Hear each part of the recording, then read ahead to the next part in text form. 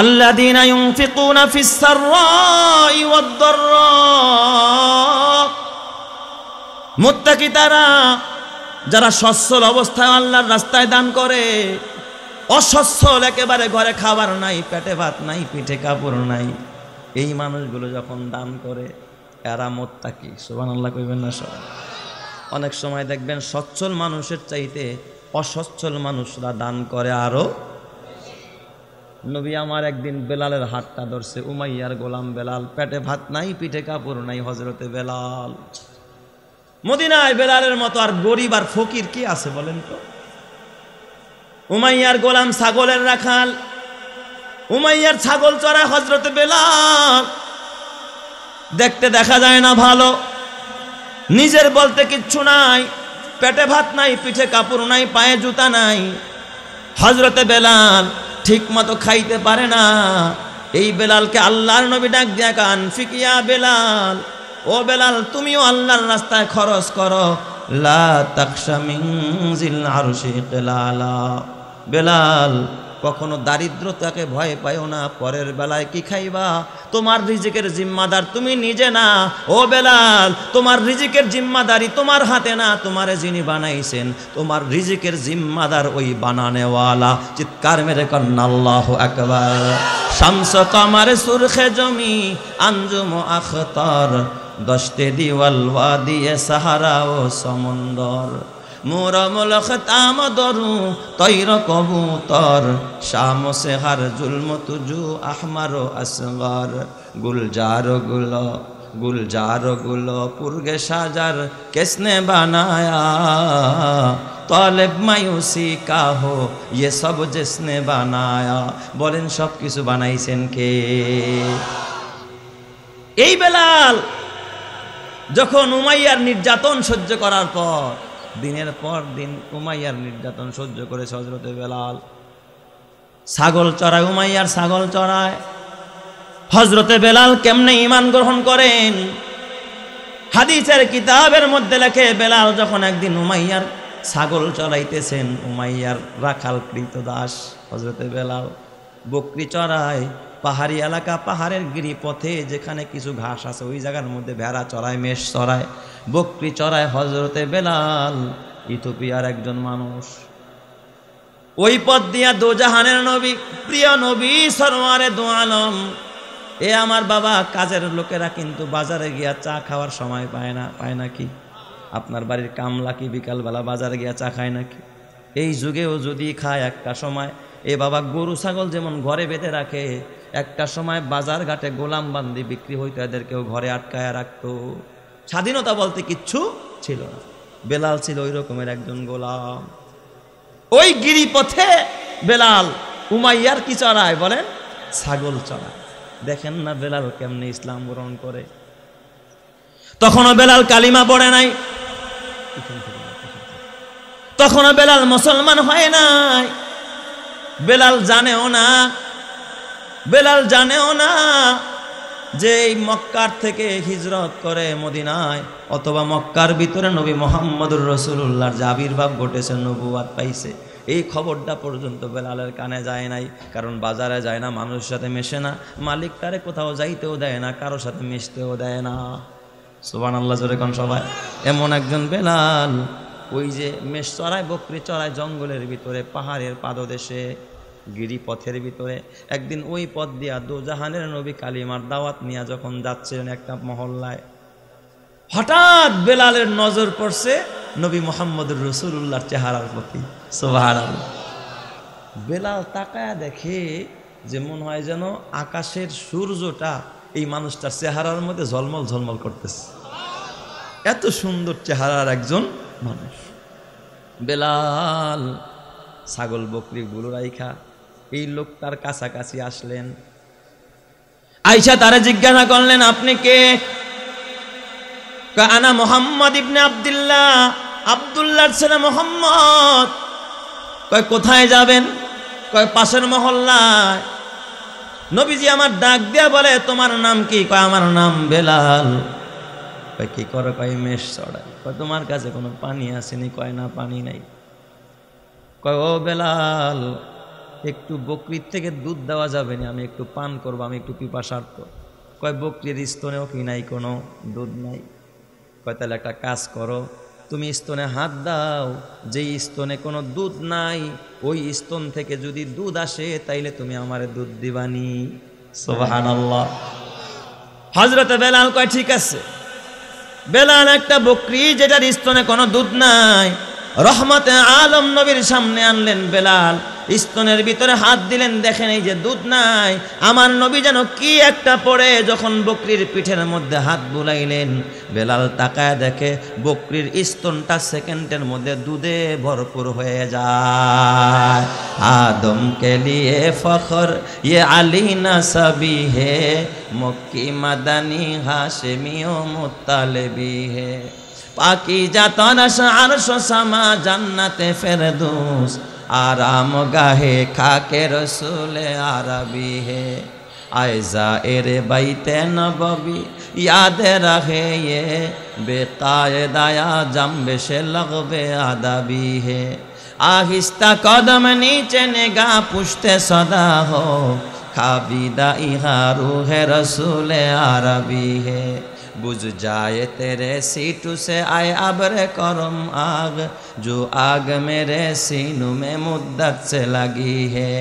आए बहरे करम सदका हुसैन इब्न अली का, प्यासा हो मुझे शरबते दीदार पिला दो। चित्कार मेरे कन्ना अल्लाहु अकबर। हजरत बेलाल गाल बेया पानी बेर হয়ে যায়। আহারে এত সুন্দর চেহারার মানুষ, মদিনায় দীর্ঘদিন মক্কায় বসবাস করি, জীবনে এত সুন্দর চেহারার মানুষ দেখি নাই। যার চেহারা এত বরকত, যার হাতের মধ্যে এত বরকত, নিশ্চয় এই মানুষটা একজন ভালো মানুষ হবে। জোরে কোন সুবহানাল্লাহ। কয় মান আনতা, এবার জিজ্ঞেস করে আপনি কে? নবীজি কয় আনা মুহাম্মাদুর রাসূলুল্লাহ। এ বেলাল, আমি আল্লাহর রাসূল। এই কথাটা বলতে দেরি বেলালের চোখে পানি এসে গেছে। বেলাল হাতটা বাড়ায়,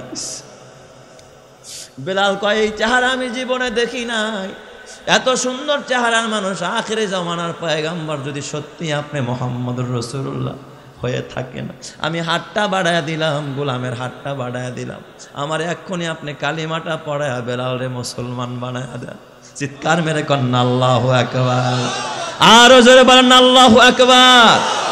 হযরত বেলাল মুসলমান হয়ে যায়।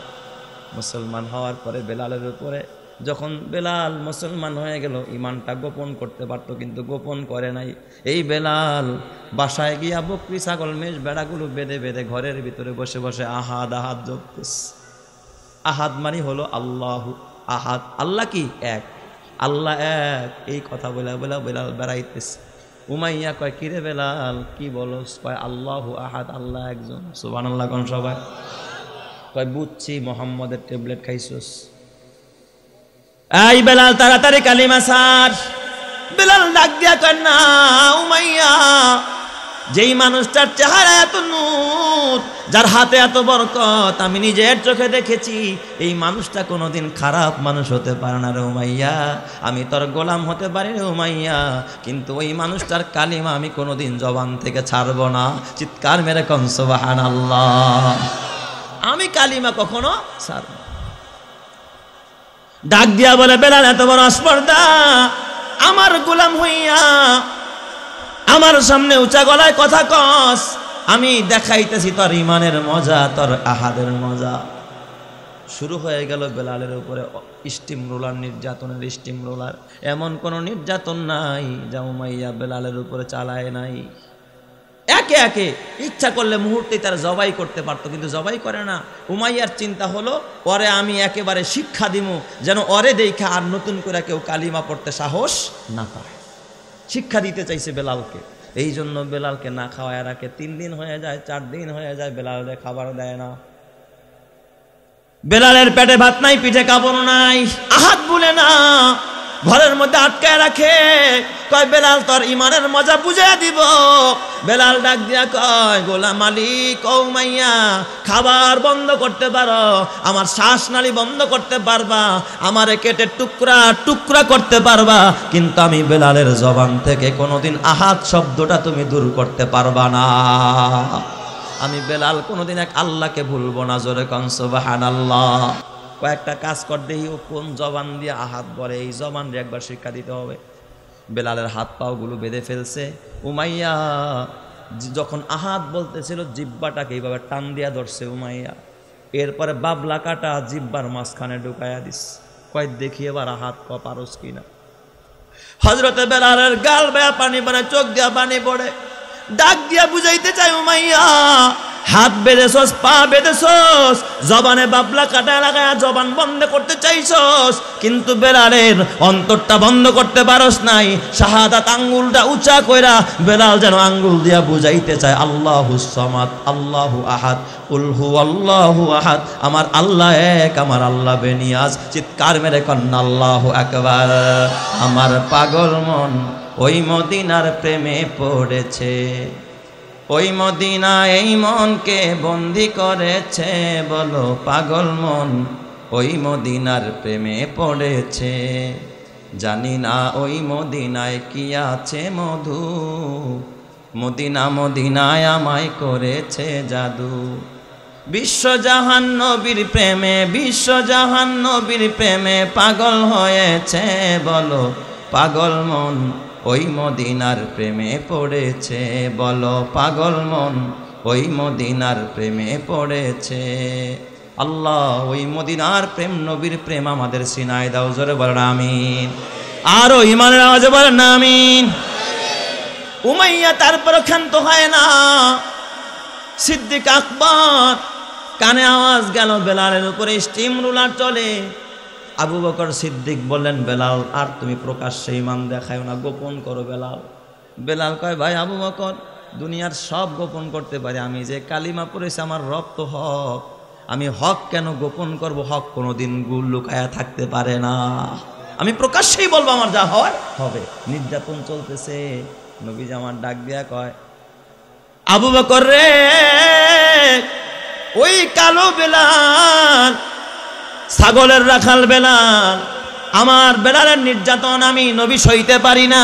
ও আবু বকর, যদি পারো আমার বেলালকে উমাইয়ার হাত থেকে ক্রয় করে তুমি তাকে আজাদ করে দাও। সুবহানাল্লাহ। হযরত আবু বকর ঘরে স্বর্ণ মুদ্রা যা ছিল সম্পদ সব গুছায়া নিয়া উমাইয়ার কাছে গেছে। যা ডাক দেয়া বলে উমাইয়া, এই বেলাল আর কষ্ট দিস না, এই বেলাল রে বিক্রি করে দে, আজাদ করে দে। উমাইয়া তুই বল এই বেলালের দাম কত, গোলামটার দাম কত? উমাইয়া বাজারে যার মূল্য আছে তার থেকে দ্বিগুণ চেয়েছে। হযরত আবু বকর কয় দ্বিগুণ না, তোরে 3 গুণ দিব, সব টাকা নিয়ে যা, এই হযরতে বেলালকে মুহূর্তের মধ্যে তুই আজাদ করে দে। কারণ বেলালকে ক্রয় করে আজাদ করতে বলছে আমার বিশ্ব নবী। আমি যদি আমার নবীর নির্দেশে বেলালকে আজাদ করতে পারি, কিয়ামতের কঠিন ময়দান আল্লাহ আমারেও জাহান্নাম থেকে আজাদ করে দিবে। চিৎকার মেরে কন্না আল্লাহু আকবার।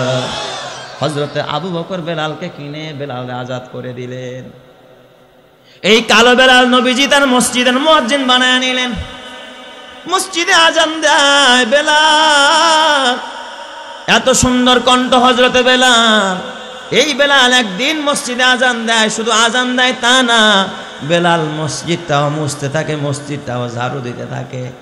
একদিন নবীজির কাছে, নবী হলেন ইমাম আর ওই মসজিদের মুয়াজ্জিন হলেন হযরতে বেলাল, নবীর মুয়াজ্জিন। সুবহানাল্লাহ, কি কপাল, কি ভাগ্য!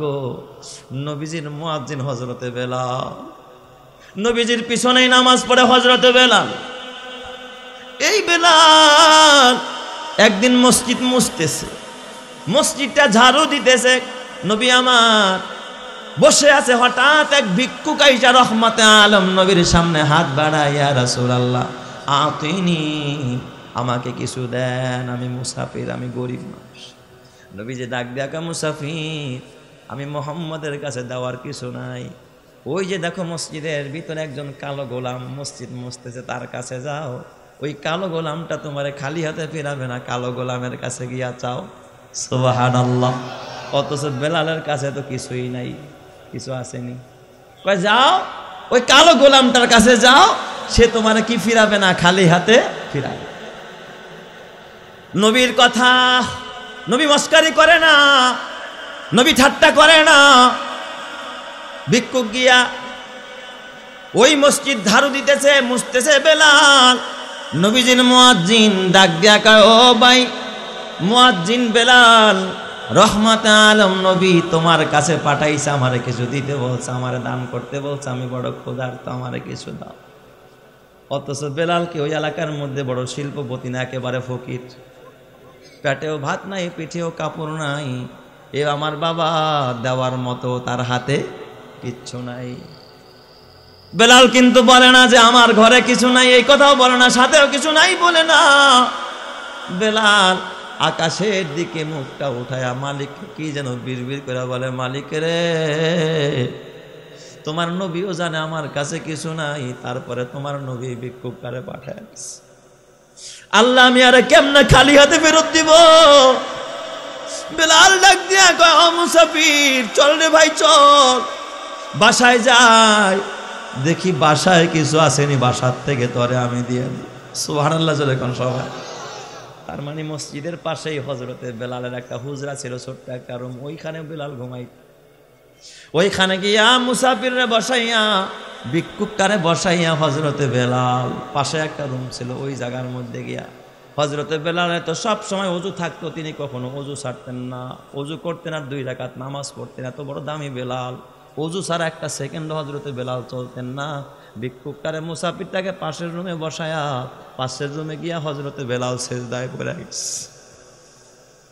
হযরতে বেলাল সিজদায় পড়ে মালিককে ডাক দিছে, আল্লাহ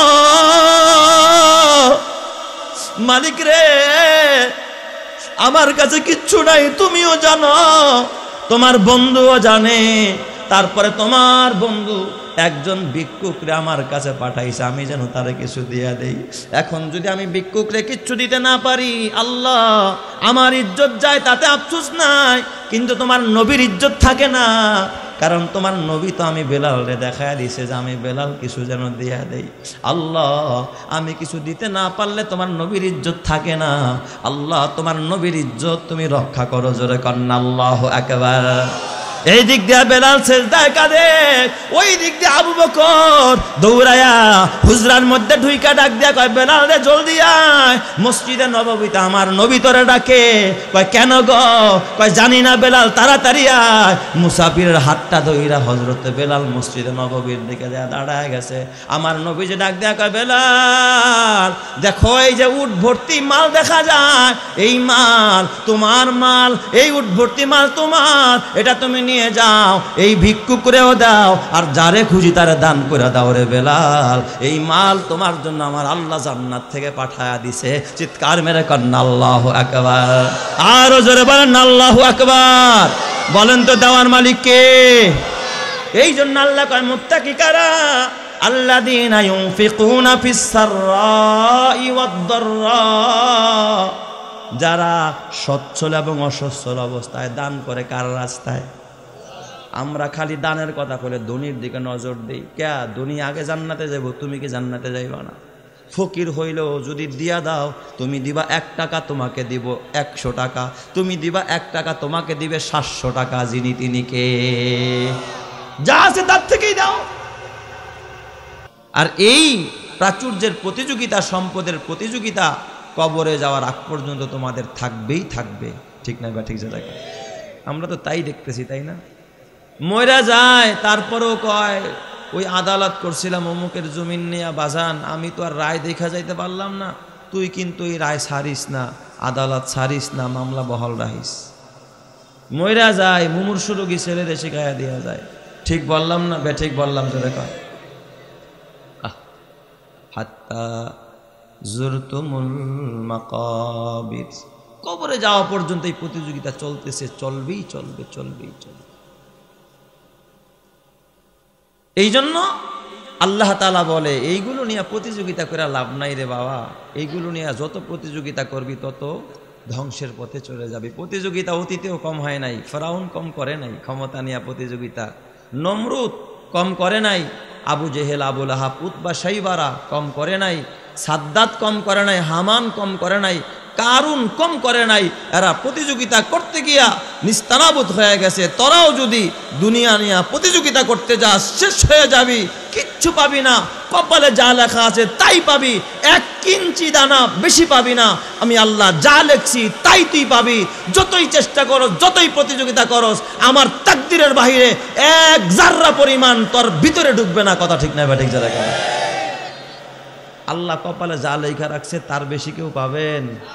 দুচি যা দে মীরা কাশা দে জোরে জোর, দুচি যা দে মীরা কাশা দে জোরে জোর, একে আবদানা দেগার খাকে গোর। তোর রিজিকে যা আছে এর বাহিরে কিচ্ছু পাবি না। মরণ তোর যেখানে, ওখানে গিয়েই হবে। ঠেকাইতেও পারবে কেউ পারে নাই। কারণের সম্পদ কারণে বাঁচাইতে পারে নাই। এই জন্য আল্লাহ ডাক দিয়া কয়, গোলাম ওয়াসারিউ ইলা মাগফিরাতিম মির রাব্বিকুম ওয়া জান্নাতিন আরদুহাস সামাওয়াতু ওয়াল আরদ উইদ্দাত লিল মুত্তাকিন। আল্লাহ ডাক দিয়া কয়, গোলাম প্রতিযোগিতা যেহেতু করতেই মনে চায়, দুনিয়া নিয়ে প্রতিযোগিতা করিস না। 2 জিনিস নিয়ে প্রতিযোগিতা কর। কয় জিনিস নিয়ে? 2টা জিনিস নিয়ে প্রতিযোগিতা করতে বলেছেন কে? 2 জিনিস নিয়ে প্রতিযোগিতা করতে বলছেন কে? আল্লাহ। আল্লাহ তাআলা বললেন, এ গোলাম, এ আমার বান্দা, প্রতিযোগিতা করবি তো কর, 2 জিনিস নিয়ে প্রতিযোগিতা কর। 1 নম্বর হলো ইলা মাগফিরাতিম মির রাব্বিকুম, তোর রবের ক্ষমার দিকে দৌড়া। তোর রবের ক্ষমার দিকে তুই দৌড়াইতে থাক, দ্রুত অগ্রসর হ। যেখানে গেলে ক্ষমা পাবি ওই জায়গায় দৌড়া। যে আমল করলে ক্ষমা পাবি ওই আমল তাড়াতাড়ি করে কর। যার কাছে গেলে ক্ষমা পাওয়া যায়, যেই মজলিসে গেলে ক্ষমা পাওয়া যায়, ওই মজলিসে তাড়াহুড়া করে যা। আল্লাহ রব্বুল আলামিন তুই যখন ক্ষমার জন্য দৌড়াইতে থাকবি, আল্লাহ তাআলা তোর জন্য ক্ষমার দুয়ার খুলে দিবে। সুবহানাল্লাহ। আয় খুঁজ দিলুসকি আয় ইলাহি, আয় খুঁজ দিলুসকি আয় ইলাহি, মান লাহু জাদুন কলিল, মুখলিসান বিসসিদকিয়াতি ইনদা বাবিক ইয়া জলিল, জামবুহু জামবুন আযীমুন ফাগফিরিজ জামবাল আযীম, জামবুহু জামবুন আযীমুন ফাগফিরিজ জামবাল আযীম, ইন্নাহু শাখসুন গরীবুন মুযনিবুন আবদুন জলিল, আইনা মুসা আইনা ঈসা আইনা ইয়াহইয়া আইনা নূহ, আইনা মুসা আইনা ঈসা আইনা ইয়াহইয়া আইনা নূহ, আইনা ইয়া সিদ্দিক আফিন তু ইলাল্লাহিল গফির। তাইলে ক্ষমার জন্য দৌড়াইলে যিনি ক্ষমা করে দিবেন তিনি কে? আল্লাহ তো ক্ষমার দুয়ার খুইলেই বসে রয়েছে। বান্দা খালি ক্ষমা চা। হুজুর ক্ষমার দিকে আবার কেমনে দৌড়াম? তার মানে মুফাসসিরিনে কেরাম এর ব্যাখ্যা লেখছে যে যেই কাজ করলে ক্ষমা পাওয়া যায় ওই কাজ তাড়াতাড়ি কর। মাহফিলে আসলে ক্ষমা করে দিবে কে? কারো আদা। তার মানে মাহফিল আসতে যাইবেন না, তাড়াতাড়ি তাড়াতাড়ি আসতে হবে। আল্লাহ কয় তাড়াতাড়ি মাহফিলে যা। নামাজ পড়লে মাফ করে দেয় কে? বিশ্বাস হয় না? নামাজ পড়লে ক্ষমা করে দেয় কে? অতএব নামাজ পড়বেন না দোকান খুলবেন? হ্যাঁ, আগে নামাজ না আগে ব্যবসা? আগে নামাজ না আগে চাকরি? আগে নামাজ নাকি আগে সংসার? আগে নামাজ। কারণ আল্লাহ বলে ক্ষমার দিকে দৌড়া। নামাজ পড়লে আমি ক্ষমা করে দিব, ক্ষমার দিকে দৌড়া। রোজা রাখলে আল্লাহ বলে আমি গুনাহ মাফ করে দিব, অতীতের সব গুনাহ মাফ করবো বান্দা, রোজার দিকে দৌড়া। হজ করলে জিন্দিগির গুনাহ মাফ করবো, হজের দিকে দৌড়া যদি হজ ফরজ হয়। এ বান্দা জিকির করলে আমি আল্লাহ তোর গুনাহ মাফ করে দিব। এই জন্য সকাল সন্ধ্যা আমার জিকির কর। ইস্তেগফার করলে, তওবা করলে আমি আল্লাহ ক্ষমা করে দিব। এই জন্য বেশি বেশি তওবা কর।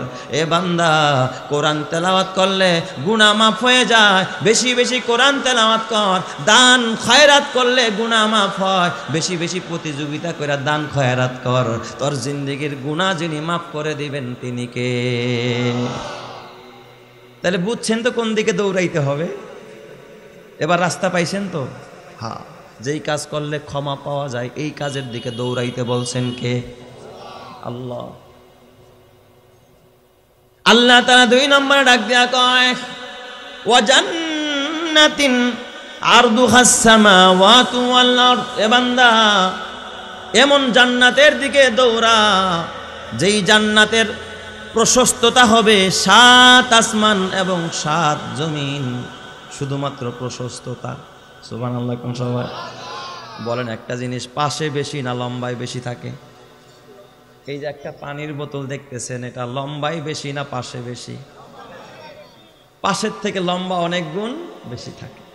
আল্লাহ বলছে কোন জান্নাতের দিকে দৌড়াইতে বলছি জানোস নি? আরদুহাস সামাওয়াতু ওয়াল আরদ। আরদুন আরেকটা হলো তুলুন, একটা হলো দীর্ঘ আরেকটা হলো কি প্রস্থ, দৈর্ঘ্য এবং কি প্রস্থ। আল্লাহ শুধুমাত্র প্রস্থের কথা বলেছে, জান্নাতের প্রস্থটা কত বড় হবে। আল্লাহ বলে আরদুহাস সামাওয়াতু ওয়াল আরদ, কয় 7 আসমান 7 জমিন যত বড়, আমার ওই জান্নাতটা হবে এর চাইতে আরো বড়। সুবহানাল্লাহ। কালকে মিল্লা কইেন সবাই, আর একটু জোরে কর না সুবহানাল্লাহ। তাইলে জান্নাতের খালি প্রস্থের কথা আল্লাহ বলছে, লম্বা কত বড় এটা আল্লাহ তাআলা বলেন। এই জান্নাতের দিকে আল্লাহ দৌড়াইতে কইছে। এরপর আল্লাহ ডাক দিয়া কয় এ বান্দা, এই জান্নাতটা আমি কার জন্য বানাইছি জানোস নি? কোন চোরের জন্য আমি জান্নাত বানাই নাই, বাটপারের জন্য জান্নাত বানাই নাই, সুদখোরের জন্য জান্নাত বানাই নাই, আমি আল্লাহ বেপরদা দায়ুসের জন্য জান্নাত বানাই নাই, আমি আল্লাহ ঘুষখোরের জন্য জান্নাত বানাই নাই, মিথ্যাবাদীর জন্য জান্নাত বানাই নাই, চোর বাটপারের জন্য জান্নাত বানাই নাই, যারা শিরক করে বেদাত করে তাদের জন্য জান্নাত বানাই নাই। আল্লাহ তাআলা আয়াতের শেষে কয় উইদ্দাত লিল মুত্তাকিন, এই জান্নাতটা আমি রব্বুল আলামিন কেবলমাত্র শুধুমাত্র আমার মুত্তাকি বান্দা বান্দির জন্য বানাইছি। চিৎকার মেরে কন্না আল্লাহু আকবার। তাহলে এবার বোঝা দরকার মুত্তাকি কারা। এবার বোঝা দরকার কি মুত্তাকি কারা। আল্লাহ তাআলা আয়াতের শেষ অংশে মুত্তাকির পরিচয় দেয়। আল্লাহ তাআলা বলে মুত্তাকি কারা জানো নি? আল্লাযীনা ইউনফিকুনা ফিস সাররাই ওয়াদ দাররা। মুত্তাকি হলো ওই মানুষ যেই মানুষটা তার আল্লাহ যে সম্পদ তারে দিছে, যে রিজিক আল্লাহ তাআলা দিছে, এই রিজিক থেকে আল্লাযীনা ইউনফিকুনা ফিস সাররাই ওয়াদ দাররা, যারা সচ্ছল, সাররা মানে হলো সচ্ছল অবস্থায়, মানে অভাব নাই ঘরে আর কি, সচ্ছল অবস্থায়, ওয়াদ দাররা মানে অসচ্ছল অবস্থায়, সংকটপূর্ণ ঘরে নুন আনতে পান্তা ফোরায়, যারা সচ্ছল এবং অসচ্ছল অবস্থায় ইউনফিকুনা ফি সাবিলিল্লাহ, কার রাস্তায় খরচ করে? আল্লাহর রাস্তায়। এটা মুত্তাকির আলামত নাকি কালেকশনের ওয়াজ? এটা ঈমান চলে যাবে, ঈমান বেঈমান হয়ে যাবে।